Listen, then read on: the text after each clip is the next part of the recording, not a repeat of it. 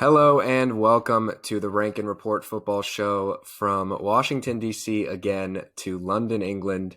I'm your host, Adam Booker, and I'm joined, as I always am, by Mr. Charlie Gordon. How you doing, Charlie? Hello, sir. Yeah, I'm good. I'm very good, thank you. How are you doing? Good, happy to be back. We were just chatting before this that it's been a little while since we've done an episode just because of the international break, but it's good to be Yeah. back. Yeah, you're still in Washington, D.C. by the looks of it, are you? I live in Richmond, which is only an hour and a half drive from here. Hmm. So I'm just at my mom's right now. All right. That's nice. That's Yeah, wholesome. That's a really wholesome way to yeah, start today's show, I think. just hanging out with my mom and my Yeah, dog. that, So that's great. That's great. yeah.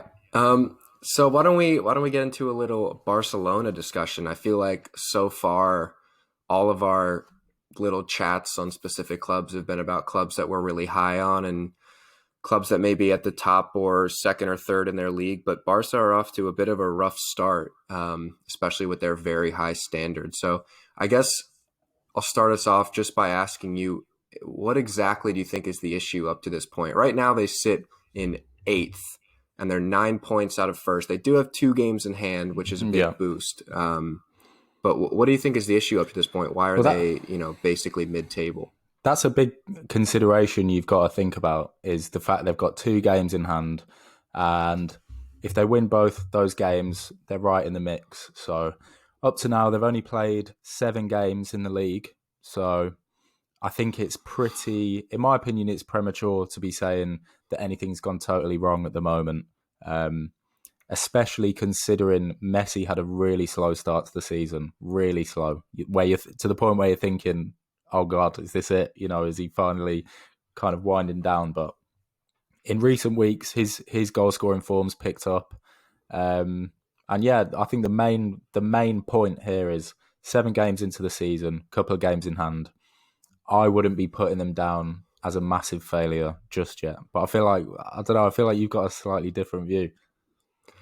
I don't know. I've watched, I would say, 95% of their games this season, and it's just like really uninspiring. They're not losing tough games, and they haven't really lost all that much. They've done well in the Champions League. They've got the one loss to Getafe and a draw with Alaves, and then obviously the loss in El Clasico, which that game can go either way.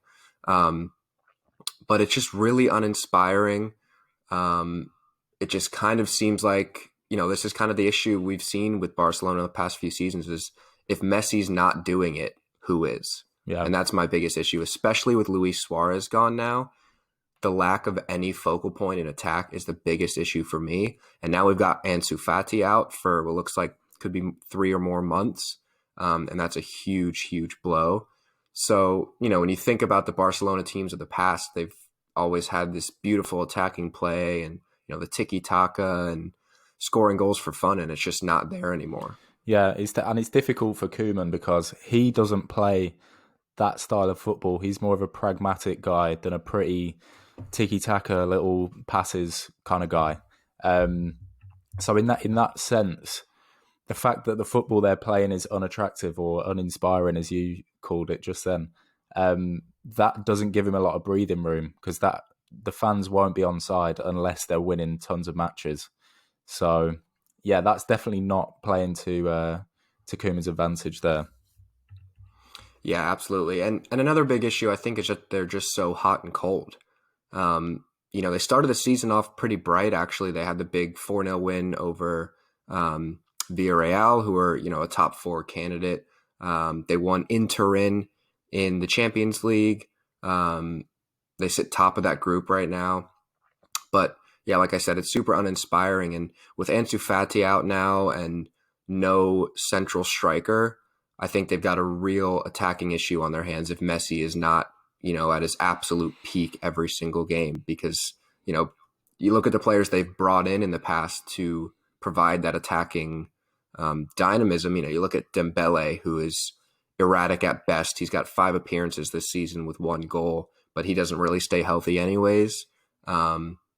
Griezmann, another erratic at best. He may have, he may pop up with 1 or 2 goals here and there, but Playing as a central number nine just hasn't been working for him. So I don't know if I would feel like if I was Ronald Koeman, I would kind of feel lost for ideas at the moment. Yeah, I think really the headline is they're just not a complete team.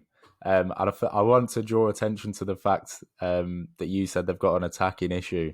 And to be honest, I completely agree with you about they've got no central striker, no out and out striker, the kind that Luis Suarez provided for him. But if you've got the likes of Lionel Messi, Griezmann, Dembele, and Coutinho, those three all over £100 million, and Ansu Fati, who is worth over £100 million, that is as good of a attacking. I think that was 5 players I just reeled off there. That's as good as you'll find almost anywhere in the world.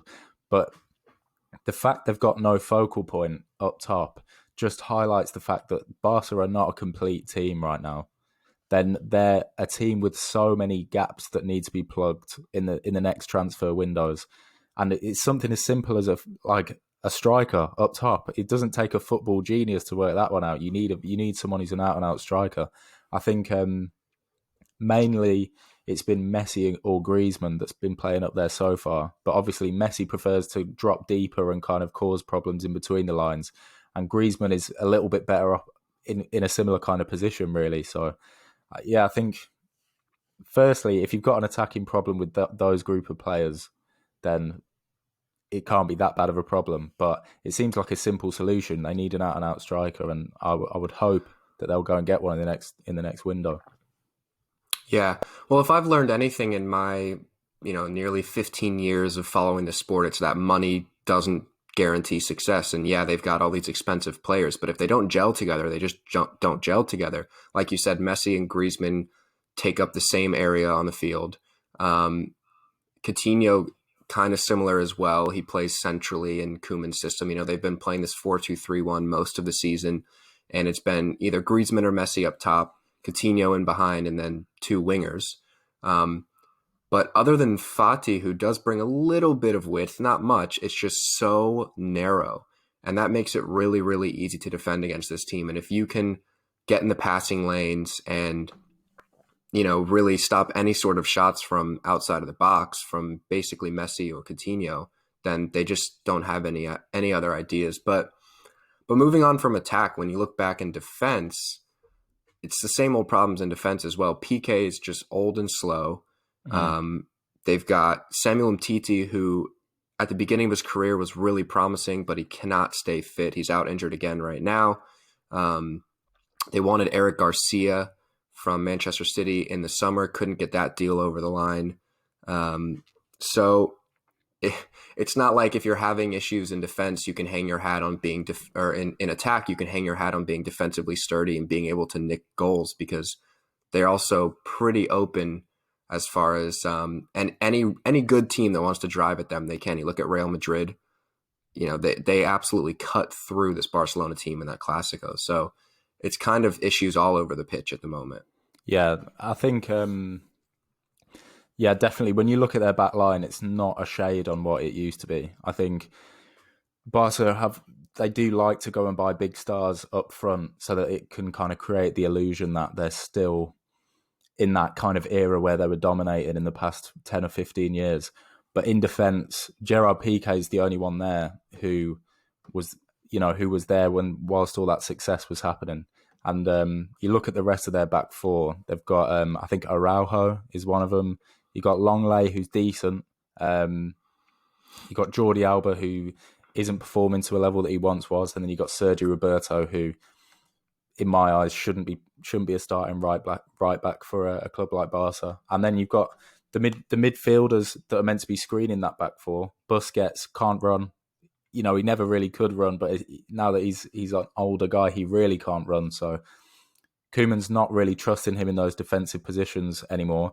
And the guy that's being left to screen is Frenkie de Jong. And to be fair, I'm a massive fan of Frenkie de Jong. I think he's an unbelievable player, but he can't do it all on his own. So, like I said, team with loads of gaps, especially in defence. And Koeman has got a massive job. And I'll be interested to see if the board will back him in the transfer windows, because I'm sure they'll be making a lot of signings. Yeah. Well, yeah, and you talk about that midfield when we talk about Koeman often playing this 4-2-3-1. In that system, those two are set up to screen the back line, but they have to be two strong defensive players because if one is easy to just blow past, then it's just really fair game for the opposition to just run at them whenever they want.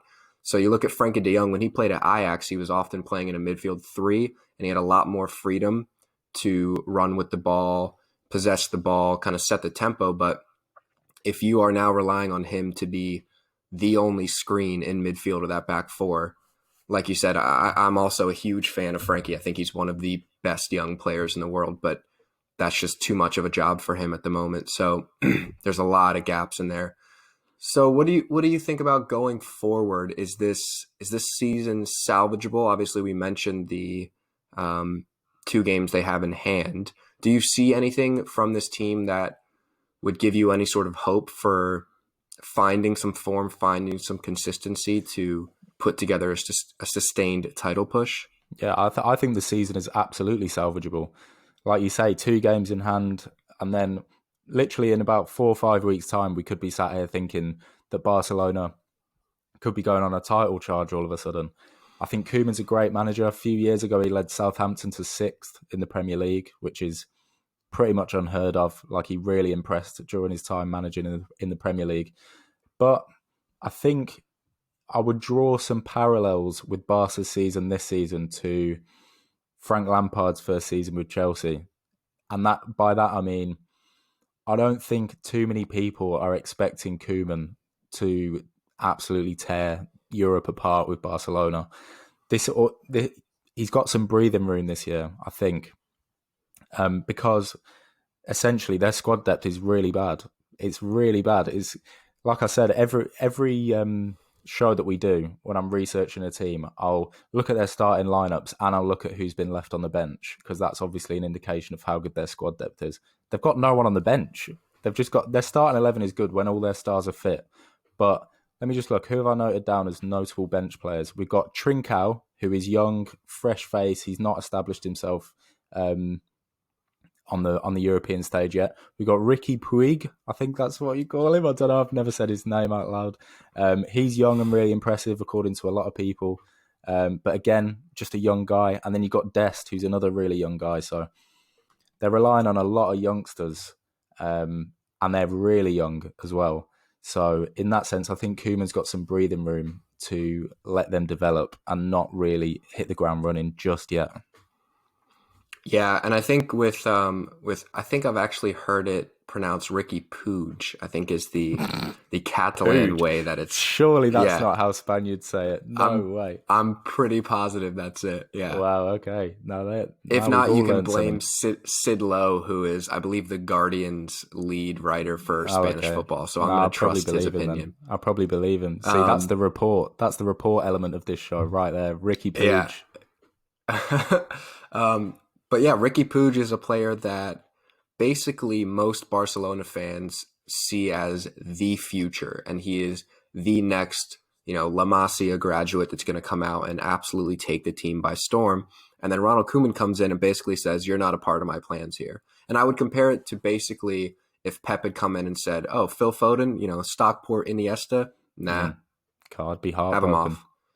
Yeah. So Koeman does have some youth at his disposal, but whether or not he wants to use it is another thing. We haven't seen enough of Koeman at this level to really put our finger on exactly what he's going to bring to the table.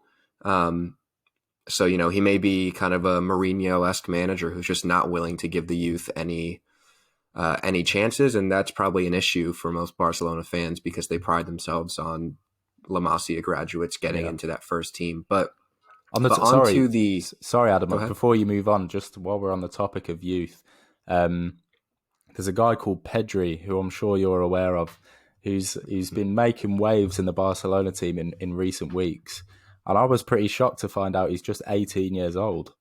And obviously, because Barcelona's academy is so well known, I just presumed, oh, it's another Barca academy graduate. They bring like 4 or 5 through every year, and they always seem to be tricky little guys that play on the wing. Um, But it turns out he's 18 and he's already got an entire season under his belt for Las Palmas last season. Um, and Koeman seems to be loving him. Since Fatty's got injured, I think he's slid Pedri into the side, and he's basically his direct replacement at the moment. And he is definitely one to watch. Really tidy player, such a young age, quick feet, and he works hard going both ways as well. So he's definitely one to watch this season. He's a guy that I hadn't heard of previously. Yeah, definitely. And I've actually heard some funny stories about him because he is so young. He just turned 18. And I can't remember which game it was. It was some home game where basically he can't drive and he just called a taxi from the stadium to get home. Yeah, And it's just like it was all over the papers because he just took it like, a yeah, civilian's taxi home. He yeah, showed up on his first day of training with like all of his, how all the players walk in with like their Gucci handbags with their, I don't even know what are in their little bags, but yeah. um, he showed up with just like a plastic bag from his mom's house and all this stuff. So That's what it's all I love to about. hear. That makes stories like that even more romantic. So you love Yeah, to hear about stuff like that. exactly. Yeah, real quick before we wrap up, I just want to give my thoughts on, obviously we talked about this season being salvageable. For me, it's just all going to be about consistency because we do see moments of brilliance from this team. The 4-0 win over Villarreal was really, really good.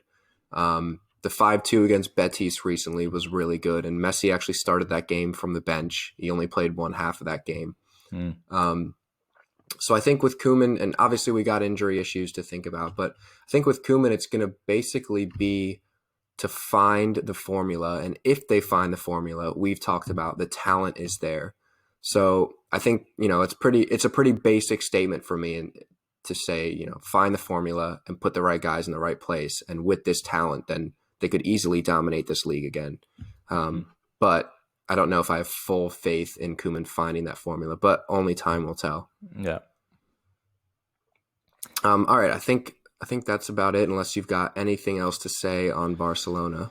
No, I think that's it for now. I'm actually a big Barca guy. I'd say, obviously I'm a City fan, but Barca are my second team in Europe.